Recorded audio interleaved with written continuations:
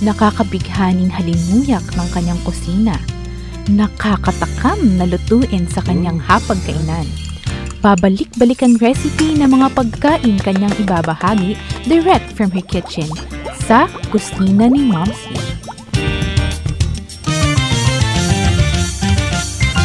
Welcome po sa kusina ni Momsy.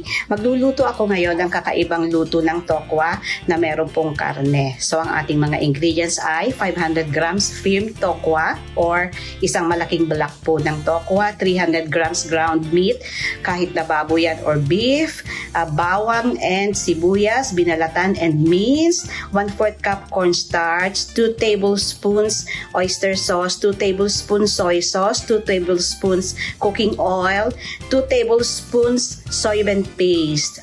Meron po akong balat ng malunggay at saka 3 pirasong itlog. Now yung tokwa, durugin lang yung tokwa. And then add 1 teaspoon asin, 1 teaspoon paminta, yung 3 itlog, yung 1/4 cup na cornstarch, at saka ito ay haluin.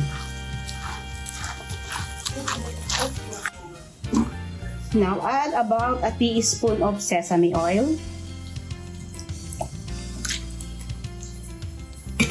And then, idagdag na po yung malunggay leaves at saka ito ay haluin.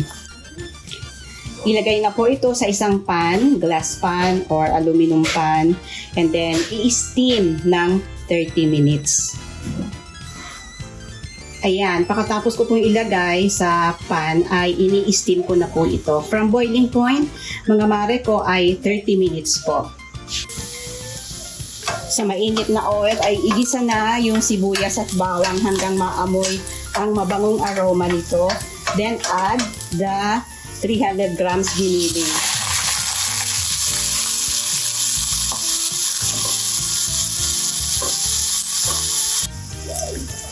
Takpan at ibaba yung apoy. At this time po, lalabas yung sariling juice ng karne. So, hayaan lang natin na lumabas yung sariling juice ng karne habang niluluto niya ang kanyang sarili.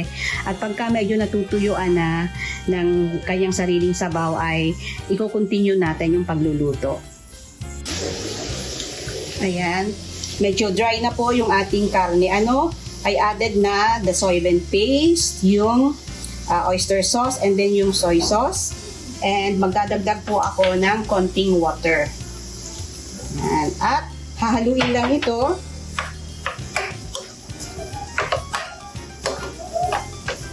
And continue cooking hanggang talagang lutong-luto po yung ating karne.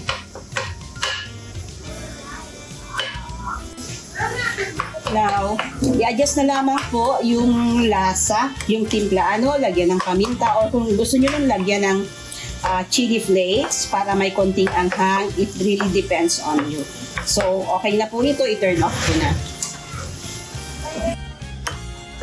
Ito na po yung ating steamed tokwa. At inilalagay ko na sa ibabaw niya yung ating nilutong giniling na karne. Spread natin. And we're ready to eat. Heto na yung ating ulam. Sige, matikman na nga. Ang harap niya. Nandun yung lasa ng tokwa. Nandun yung lasa ng meat at saka yung kakaiba niyang sauce. Kakaiba talaga. Alam niyo po, hindi naman akin ang recipe ito. Hindi ako yung original na nakapag-isip nito. Maraming salamat sa nakapag-isip nito. Pero nilagyan ko siya ng twist. Nilagyan ko po siya ng dahon ng malunggay. Para naman syempre, meron tayong gulay. So, mga mare ko, try niyo po ang ating recipe ito. Steamed tokwa with a twist. Ako po si Ma'am si Cheryl Ibasco. Mula dito sa Kusina ni Momsy.